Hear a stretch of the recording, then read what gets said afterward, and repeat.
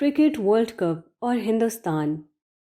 Cricket کے عالمی cup final کے میچ میں آسٹریلیا نے بھارت کو بآسانی 6 وکٹوں سے ہرا دیا۔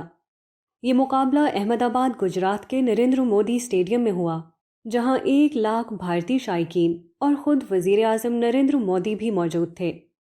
کھیل تو کھیل ہوا کرتا ہے جس میں کسی فریق کی ہار اور کسی کی جیت ہوتی ہے، مگر ہندوستانیوں کے لیے کرکٹ کھیل سے بڑھ کر ہے۔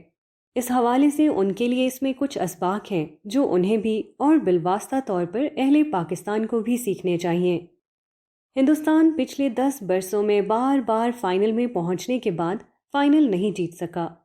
یہ محض اتفاق نہیں ہے کہ اتنے ہی عرصے سے ہندوستان میں انتہا پسند اقتدار میں ہیں اور ان کے سماج میں انتہا پسندی کے مظاہر بڑھتے جا رہے ہیں۔ اس انتہا پسندی کا ایک مظہر خود یہ فائنل تھا، جس میں آسٹریلوی کھلاڑیوں کے ہر شاٹ پر میدان میں موجود 1 لاکھ شائقین پر سناٹا طاری ہو جاتا تھا۔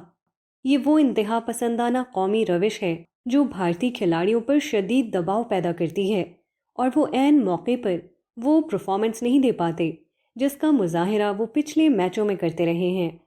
ہندوستان میں ایک طرف ایک تعمیری سوچ عام ہے جو ان کے معاشرے کو ہر طرح سے آگے بڑھا رہی ہے، اور دوسری طرف انتہا پسندی ہے جو اس ترقی میں رکاوٹ بن رہی ہے۔ وہ ہم پاکستانیوں سے یہ سبق نہیں سیکھ رہے کہ انتہا پسندی کس طرح ایک ترقی کرتے ملک کو تباہ کر دیتی ہے۔ انہوں نے یہ سبق نہیں سیکھا اور انتہا پسندی کو ترک نہیں کیا، تو اس کی بہت بھاری قیمت انہیں آنے والے دنوں میں دینا ہوگی۔ کرکٹ ورلڈ کپ تو بہت چھوٹی چیز ہے، وہ بہت سے عالمی اعزازات سے محروم رہ جائیں گے۔